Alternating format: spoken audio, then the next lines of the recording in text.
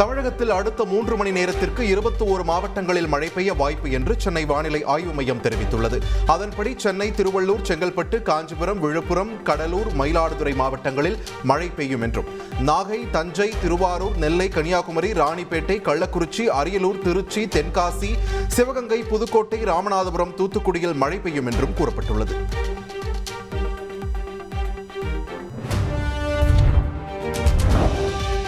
வடகிழக்கு பருவமழை தீவிரமடைந்து வரும் நிலையில் தமிழகத்தின் பல்வேறு மாவட்டங்களில் பரவலாக மழை பெய்து வருகிறது.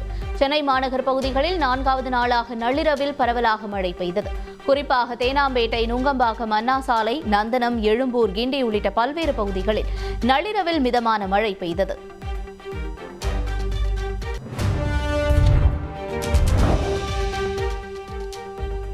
இதேபோல் சென்னையின் புறநகர் பகுதிகளான குரோம்பேட்டை, பல்லாவரம், பெருங்களத்தூர், சேலையூர் உள்ளிட்ட இடங்களில் இரவில் கனமழை பெய்தது. சாலையில் மழைநீர் வெள்ளம் போல் தேங்கியதால் ஜிஎஸ்டி சாலையில் சென்ற வாகன ஓட்டிகள் பெரும் அவதிக்குள்ளாகினர்.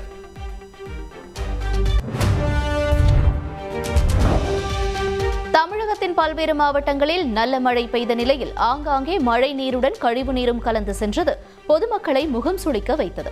திருத்தணியில் காலை முதலே தொடர் மழையால் சாலைகளில் கழிவு நீருடன் மழைநீர் கலந்து சென்றதால் வாகன ஓட்டிகள், பொதுமக்கள் அவதியடைந்தனர். இதேபோல ஈரோடு மாவட்டம் புஞ்சை புளியம்பட்டியில் சாக்கடையில் சரிவர தூர்வாரப்படாததால் கழிவு நீருடன் மழைநீர் சேர்ந்து சாலையில் ஓடியது பொதுமக்களை அவதிக்குள்ளாக்கியது.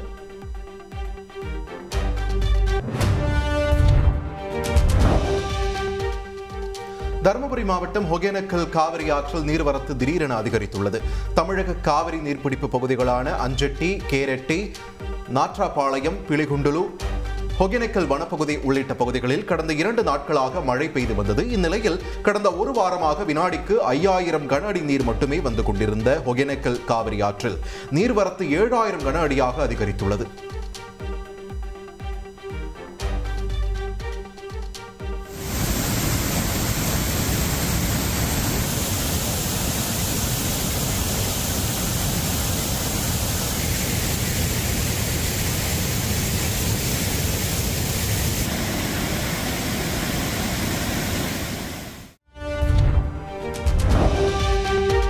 திருச்செந்தூர் மற்றும் அதன் சுற்றுவட்டார பகுதிகளில் நள்ளிரவு முதல் பலத்த மழை பெய்து வருகிறது. காயல்பட்டினம், ஆத்தூர், குறும்பூர், உடன்குடி உள்ளிட்ட பகுதிகளில் பெய்த மழையால் சாலைகளில் மழைநீர் பெருக்கெடுத்து ஓடியது. இதனால் வாகன ஓட்டிகள் பெரிதும் சிரமத்திற்கு உள்ளாகினர். ஒரு சில இடங்களில் பாதாள சாக்கடை நீர் வெளியேறியதால் பொதுமக்கள் அவதியடைந்தனர்.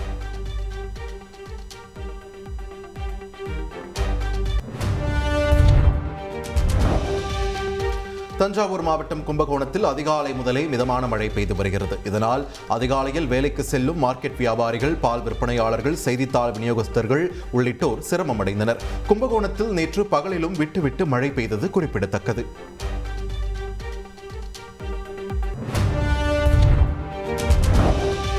கள்ளக்குறிச்சி மற்றும் சின்னசேலம், அதன் சுற்றுவட்டார பகுதிகளில் நள்ளிரவில் 2 மணி நேரத்திற்கு மேலாக கனமழை பெய்தது. சின்னசேலம், தியாகதுருகம், கச்சிராயபாளையம் மற்றும் அதன் சுற்றுவட்டார கிராமங்களில் கனமழை பெய்தது. இரவில் பெய்த கனமழையால் சாலைகளில் ஆங்காங்கே மழைநீர் தேங்கிய நிலையில் குளிர்ச்சியான சூழல் நிலவியது. அரியலூர் மற்றும் பெரம்பலூர் மாவட்டங்களில் இன்று ஆய்வு மேற்கொள்ளும் முதலமைச்சர் ஸ்டாலின் பல்வேறு திட்டங்களையும் துவக்கி வைக்கிறார். அரியலூர் மாவட்டத்தில் 1000 கோடி முதலீட்டில் புதிய காலணிகள் தொழிற்சாலைக்கு அடிக்கல் நாட்டும் முதல்வர் ஊட்டச்சத்தையும் உறுதி செய்யும் திட்டத்தில் 2ஆம் தொகுப்பை தொடங்கி வைக்கிறார். 26 புதிய திட்டப்பணிகளுக்கு அடிக்கல் நாட்டி 51 முடிவுற்ற திட்டப்பணிகளையும் துவக்கி வைக்கிறார். தொடர்ந்து பெரம்பலூர் மாவட்டத்தில் பல்வேறு நலத்திட்ட உதவிகளை வழங்கி சிறப்புரையாற்றவுள்ளார்.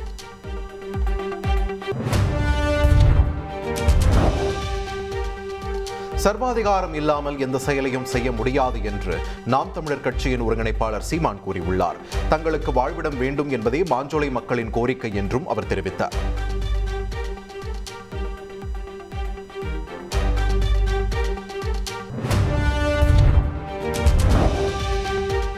ஒரு தமிழச்சி என்று நாம் தமிழர் கட்சியின் ஒருங்கிணைப்பாளர் சீமானுக்கு நடிகை விஜயலட்சுமி பதிலளித்துள்ளார். விஜயலட்சுமி தமிழரே இல்லை என்று சீமான் கூறியதாகவும், அதற்கு ஆதாரத்துடன் தாம் படித்த பள்ளி சான்றிதழை வெளியிட்டு விஜயலட்சுமி பதிலளித்துள்ளார். அதில் தனது தாய்மொழி தமிழ் என்று கடந்த 1986ஆம் ஆண்டே குறிப்பிட்டிருக்கிறார்கள் என்றும் அவர் கூறியுள்ளார்.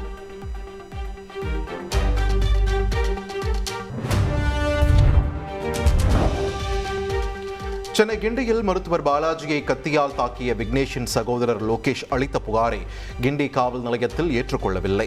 புகார் மனுவை வாங்கி படித்த காவல்துறை அதிகாரிகள் அதில் தெரிவித்துள்ள குற்றச்சாட்டுகள் தொடர்பாக விசாரணை நடத்துவதாக உறுதியளித்தனர். பிறகு செய்தியாளர்களுக்கு பேட்டி அளித்த விக்னேஷின் சகோதரர் லோகேஷ் தனது அண்ணன் விக்னேஷ் ஒரு இதய நோயாளி என்றும் அவரை நெஞ்சிலேயே எட்டி உதைத்திருக்கிறார்கள் என்றும் கூறியுள்ளார்.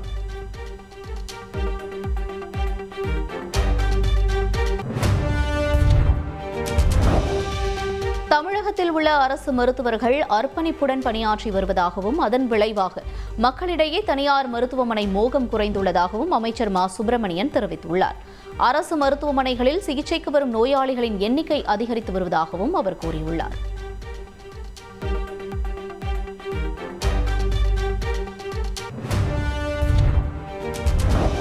கூடுதல் மருத்துவர்களையும் செவிலியர்களையும் பணியமர்த்த அரசு மறுப்பதாக பாமக தலைவர் அன்புமணி ராமதாஸ் தெரிவித்துள்ளார். தருமபுரி மாவட்டம் பாப்பிரெட்டிப்பட்டியில் பேசிய அவர் மருத்துவர்களின் பாதுகாப்பை தமிழக அரசு உறுதி செய்ய வேண்டும் என்றும் வலியுறுத்தினார். மருத்துவமனைகளில் சிசிடிவி கேமராக்களை பொருத்தி கண்காணிப்பை தீவிரப்படுத்த வேண்டும் என்று அன்புமணி கேட்டுக் கொண்டுள்ளார்.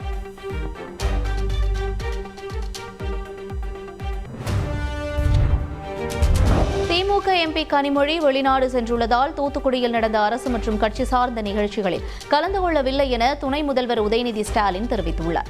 அரசு மற்றும் கட்சி சார்ந்த பல்வேறு நிகழ்ச்சிகளில் கலந்து கொள்வதற்காக துணை முதலமைச்சர் உதயநிதி ஸ்டாலின் தூத்துக்குடி சென்றார். தூத்துக்குடி வடக்கு மாவட்ட திமுக சார்பு அணிகளுடன் அவர் இன்று கலந்துரையாடல் கூட்டத்தை நடத்தினார்.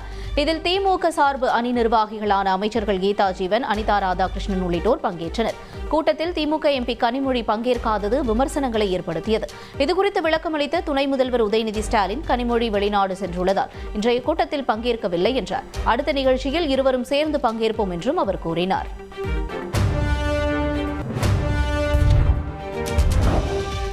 ஓபிசி சமூகத்தைச் சேர்ந்த நான் பிரதமராக இருப்பதை காங்கிரஸால் ஏற்க முடியவில்லை என்று பிரதமர் நரேந்திர மோடி விமர்சித்துள்ளார். மகாராஷ்டிர மாநிலம் சத்ரபதி சம்பாஜி நகரில் பிரதமர் நரேந்திர மோடி பிரச்சாரம் செய்தார். இப்போது நடக்கும் தேர்தல் புதிய அரசை தேர்வு செய்வதற்கான தேர்தல் மட்டுமல்ல என்று கூறிய பிரதமர் ஒருபுறம் சிவாஜி மகாராஜ் மீது நம்பிக்கை கொண்ட பற்றாளர்களுக்கும் அவுரங்கசீபை போற்றுபவர்களுக்கும் இடையிலான போர் என்று சூளுரைத்தார். மேலும் இடஒதுக்கீடு நாட்டிற்கும் தகுதிக்கும் எதிரானது என்றே காங்கிரஸ் முழங்கியதாகவும் பிரதமர் மோடி குற்றம் சாட்டினார்.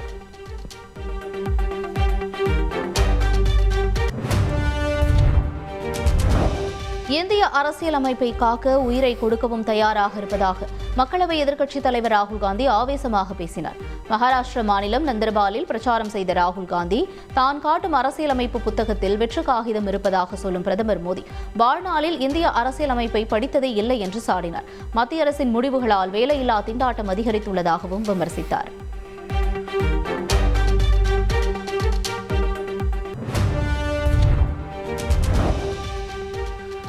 டெல்லி மேயர் தேர்தலில் ஆம் ஆத்மி கட்சியின் வேட்பாளர் மகேஷ் கிச்சி 3 வாக்குகள் வித்தியாசத்தில் வெற்றி பெற்றுள்ளார்.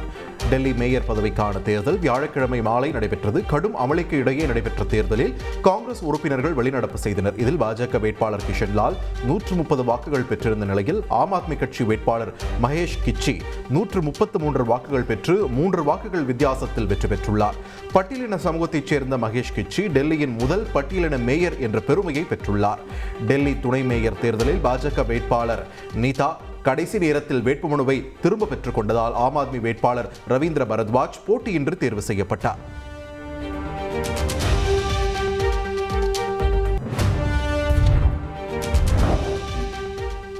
பட்டியலின சமூகத்தினர் மீது தாக்குதல் நடத்திய வழக்கில் 99 பேருக்கு வழங்கப்பட்ட தண்டனையை கர்நாடக உயர்நீதிமன்றம் ரத்து செய்துள்ளது.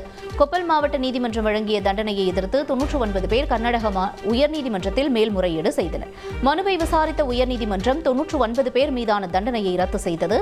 வன்முறையை தூண்ட காரணமானவர் யார் என்பது குறித்து தெளிவான அறிக்கை இல்லை எனவும் உண்மையான காரணிகளை தெளிவுபடுத்தவும் உத்தரவிடப்பட்டுள்ளது.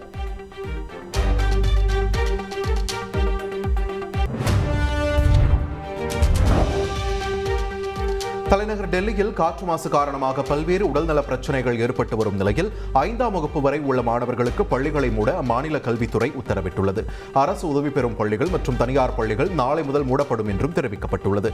மேலும் மாணவர்களுக்கு ஆன்லைன் மூலமாக கல்வி கற்பிக்கப்படுவதை பள்ளியின் தலைமை ஆசிரியர்கள் உறுதி செய்ய வேண்டும் என்றும் உத்தரவிடப்பட்டுள்ளது.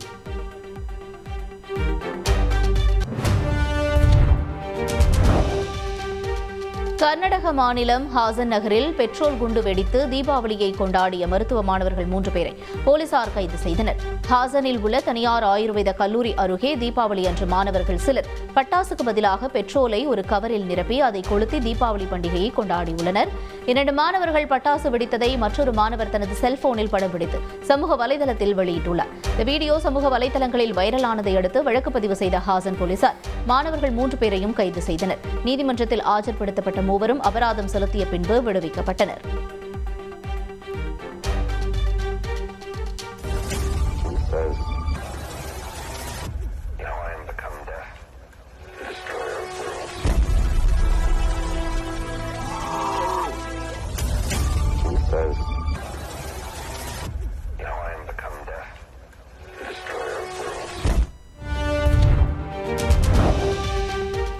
கொலம்பியாவின் சோகோ பகுதியில் கொட்டி தீர்த்த கனமழையால் ஆயிரக்கணக்கானோர் வீடுகளை இழந்து தவிக்கின்றனர். கிட்டத்தட்ட 90,000 பேர் தங்கள் வீடுகளை விட்டு வெளியேறியுள்ளனர். கொலம்பிய அதிபர் குஸ்டாவோ பெட்ரோ வெள்ளத்தால் ஏற்பட்ட பாதிப்புகளை சீர் செய்ய முதற்கட்டமாக 2,500 கோடி ரூபாய் தேவைப்படுவதாக தெரிவித்துள்ளார்.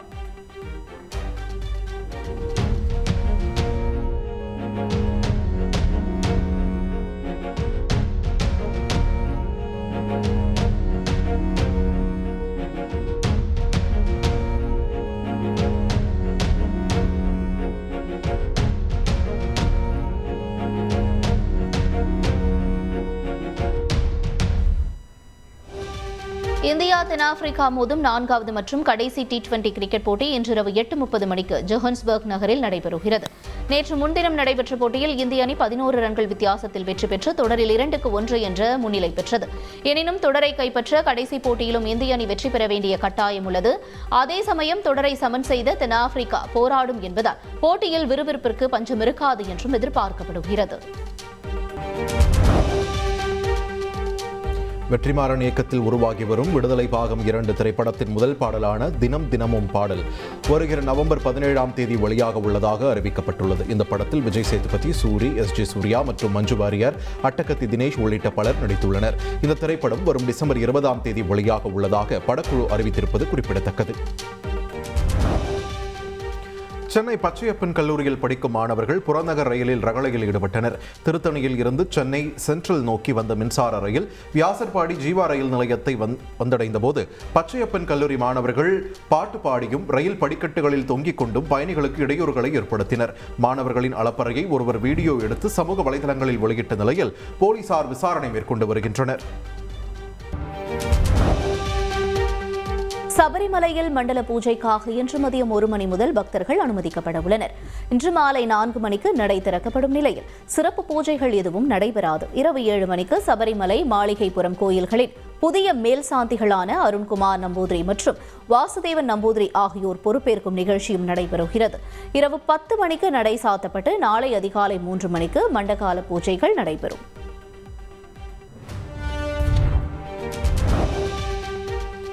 ஆசிரியர்களை வார்டன் வேலைக்கு அனுப்பும் விவரம் பற்றி தனக்கு எதுவும் தெரியாது என்று பள்ளிக் கல்வித்துறை அமைச்சர் அன்பில் மகேஷ் கூறியது ஆசிரியர்கள் மத்தியில் அதிர்ச்சியை ஏற்படுத்தியுள்ளது.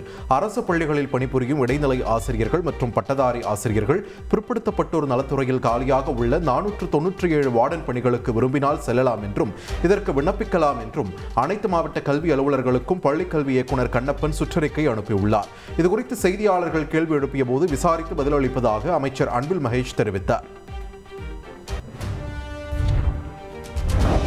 குன்றத்தூரில் வீட்டில் வைத்திருந்த எலி மருந்து நெடி வீசியதில் 2 குழந்தைகள் பலியாகினர். மணஞ்சேரியைச் சேர்ந்த கிரிதரன் என்பவர் தனது வீட்டில் எலி மருந்து வைத்துள்ளார். எலி மருந்து நெடி அதிகமாக வீசியதில் அவரும் அவரது மனைவி பவித்ரா மற்றும் குழந்தைகள் விஷாலினி, சாய் சுதர்ஷனுக்கு உடல்நலக் குறைவு ஏற்பட்டது. பின்னர் மருத்துவமனையில் அனுமதிக்கப்பட்ட போது குழந்தைகள் விஷாலினி, சாய் சுதர்சன் சிகிச்சை பலனின்றி உயிரிழந்தனர். கணவன் மனைவி இருவருக்கும் போரூரில் உள்ள தனியார் மருத்துவமனையில் தொடர்ந்து சிகிச்சை அளிக்கப்பட்டு வருகிறது. சென்னை குன்றத்தூரில் வீட்டில் எலிக்காக வைத்த மருந்தின் நெடி பரவி 2 குழந்தைகள் உயிரிழந்த நிலையில் அதுபோன்ற மருந்தின் நெடி காற்றில் பரவினால் உயிரிழப்பு ஏற்பட வாய்ப்புள்ளதா என்பதை அறிந்து பயன்படுத்த வேண்டும் என்று மருத்துவர் வெங்கடேசன் எச்சரித்துள்ளார். எலி மருந்தில் ஜிங்க் பாஸ்பேட் எனும் நச்சு உள்ளதாகவும் பாஸ்பீன் வாயு நுரையீரலை செயலிழக்கச் செய்யும் என்றும் அவர் குறிப்பிட்டார். சென்னையில் சென்னையில் 13 வயது சிறுமியை பலாத்காரம் செய்த பிரியாணி கடை உரிமையாளரை போலீசார் கைது செய்தனர். கீழ்ப்பாக்கம் புல்லாபுரம் பகுதியைச் சேர்ந்த ஜான்பால் என்பவர் சாலையோரம் பிரியாணி கடை நடத்தி வருகிறார். இவரது கடையில் வேலை செய்யும் தொழிலாளியின் தங்கையான 13 வயது சிறுமியை ஜான்பால் பலமுறை மிரட்டி பாலியல் வன்கொடுமை செய்துள்ளார். வெளியில் சொன்னால் வீடியோவை சமூக வலைதளத்தில் வெளியிட்டு விடுவதாகவும் மிரட்டியுள்ளார். இதுகுறித்த புகாரின் அடிப்படையில் ஜான்பால் கைது செய்யப்பட்டார். இதனிடையே அவரது வீடு மற்றும் பிரியாணி கடையை சிறுமியின் உறவினர்கள் சூறையாடினர். நள்ளிரவில் காவல் நிலையத்தையும் முற்றுகையிட்டனர். தருமபுரி மாவட்டம் பாப்பிரெட்டிப்பட்டி அருகே நிலத்தகராறில் இளைஞர் மீது தாக்குதல் நடத்தப்பட்டது. அடிமலைப்புதூரில் வசிக்கும் சிங்காரவேலு என்பவருக்கு சொந்தமான நிலத்திற்கு அருகில் நிலம் வைத்திருக்கும் சண்முகம் என்பவருக்கு சிங்காரவேலுவின் பெற்றோர் பொது வழிப்பாதை அளித்தனர். இதனை பயன்படுத்தி வரும் சண்முகம் சிங்காரவேலுவின் நிலத்தை வாங்கும் நோக்கில் மிரட்டி வருவதாக கூறப்படுகிறது. இதுகுறித்து காவல் நிலையத்தில் சிங்காரவேலு புகார் அளித்த நிலையில் சண்முகம் மீண்டும் தகராறு செய்து அவரை செங்கலால் கடுமையாக தாக்கியதாக கூறப்படுகிறது. சிங்காரவேலுவை போலீசார் மீட்டு மருத்துவமனையில் அனுமதித்துள்ளனர்.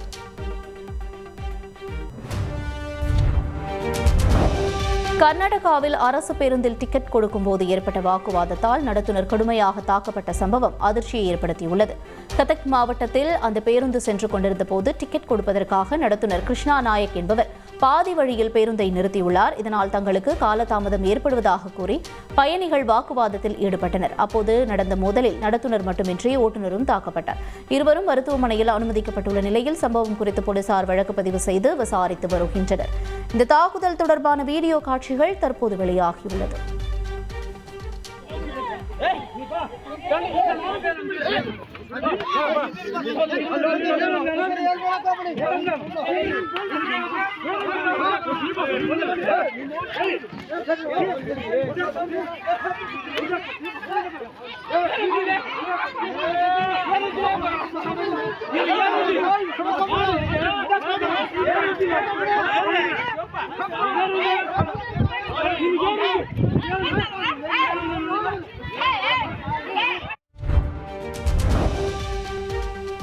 நெல்லை மாவட்டம் வள்ளியூர் பகுதியைச் சேர்ந்த முத்துராமன் என்பவர் கடந்த 2020ஆம் ஆண்டு முன்விரோதம் காரணமாக வெட்டி கொலை செய்யப்பட்டார்.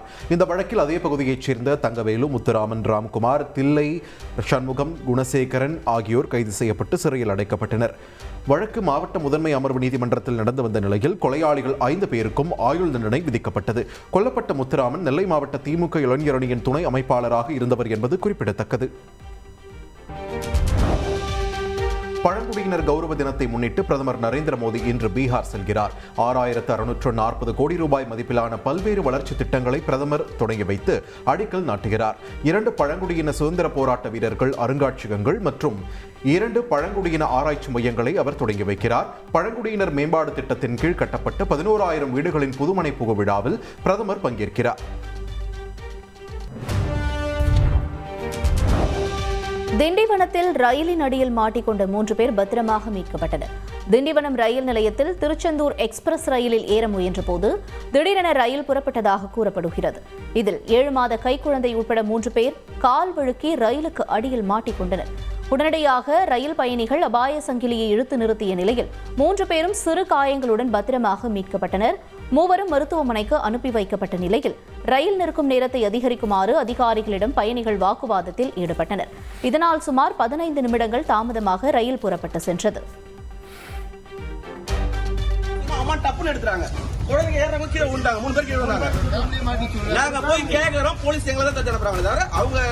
அவர் உள்ள கதவு லாக் பண்ணிட்டாரு. ஒரு நிமிஷம் கூட நீங்க பாத்தீங்களா? ஒரு நிமிஷம் கூட நிக்கல. லேட் ட்ரெயின் அதுவும்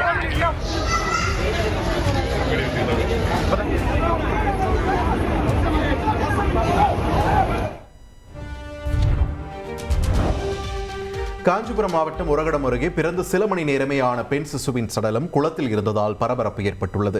விசாரணையில் அங்குள்ள பெண்கள் தங்கும் விடுதியில் தங்கியிருந்த அசாம் மாநிலத்தைச் சேர்ந்த சஹானா பேகம் என்கிற இளம் பெண்ணின் சிசு என்பது தெரியவந்தது. திருமணமாகாத அந்த பெண் 8 மாத கர்ப்பமாக இருந்த நிலையில் விடுதியிலேயே அவருக்கு குழந்தை பிறந்துள்ளது. அதனை யாருக்கும் தெரியாமல் குளத்தில் வீசியதும் போலீசார் விசாரணையில் தெரிய வந்துள்ளது. செங்கல்பட்டு அரசு மருத்துவமனையில் சிகிச்சை பெற்று வரும் சஹானா பேகத்திடம் விசாரணை நடைபெற்று வருகிறது.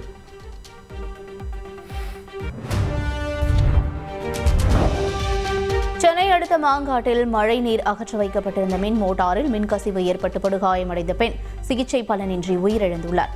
மலையம்பாக்கம் சீனிவாசா நகர் பகுதியில் தேங்கியிருந்த மழைநீரை அகற்ற மாங்காடு நகராட்சி நிர்வாகம் சார்பில் ராட்சத மின் மோட்டார் வைக்கப்பட்டிருந்தது. இதனிடையே வழியாக சென்ற அப்பகுதியைச் சேர்ந்த சாந்தி என்ற பெண் மற்றும் காப்பாற்ற சென்ற சசி என்பவர் மின்கசிவு ஏற்பட்டு படுகாயமடைந்தார். இந்நிலையில் சாந்தி சிகிச்சை பலனின்றி பரிதாபமாக உயிரிழந்த நிலையில் மாங்காடு நகராட்சி நிர்வாகத்தின் மீது வழக்கு பதிந்து போலீசார் விசாரணை நடத்தி வருகின்றனர். மேட்டூர் நகராட்சி பகுதியில் 20 ஆண்டு காலமாக ஆக்கிரமிப்பில் இருந்த கோயில் நிலம் மீட்கப்பட்டது. சேலம் மாவட்டம் மேட்டூர் நகராட்சி பகுதியில் உள்ள சொக்கநாதர் தண்டாயுதபாணி கோயிலுக்கு சொந்தமான 12 சென்ட் நிலமானது கடந்த 20 ஆண்டுகளாக ஆக்கிரமிப்பில் இருந்து வந்தது. இதன் அடிப்படையில் கடந்த 2010ஆம் ஆண்டு அறநிலையத்துறை சார்பாக வழக்கு தொடரப்பட்டது. அதன் மீதான விசாரணை தொடர்பாக மேட்டூர் சார் ஆட்சியர் அவர்களின் உத்தரவின் பேரில் ஆக்கிரமிப்பில் இருந்த நிலம் 20 ஆண்டுகளுக்கு பின்பு மீட்கப்பட்டது.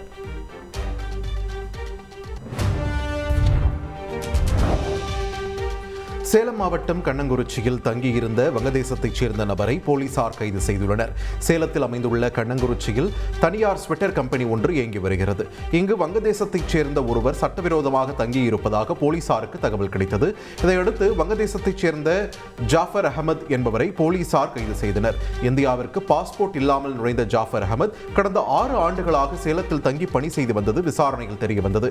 அவரிடம் இருந்த போலி ஆதார் அட்டையையும் பறிமுதல் செய்யப்பட்டது.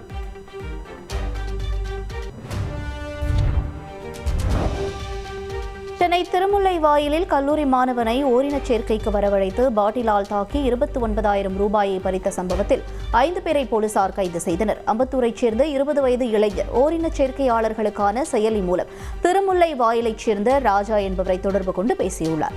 இதனையடுத்து அந்த இளைஞரை அன்னனூர் சக்தி நகரில் உள்ள ஆள் நடமாட்டம் இல்லாத ஒரு வீட்டிற்கு ராஜா அழைத்து சென்றுள்ளார். அப்போது அங்கு வந்த சிலர் அந்த இளைஞரை பீர் பாட்டிலால் தாக்கிவிட்டு 29,000 ரூபாயை பறித்துக் கொண்டு தப்பிச் சென்று விட்டனர். இதனையடுத்து ராஜா உள்ளிட்ட 5 பேரை போலீசார் கைது செய்து சிறையில் அடைத்தனர்.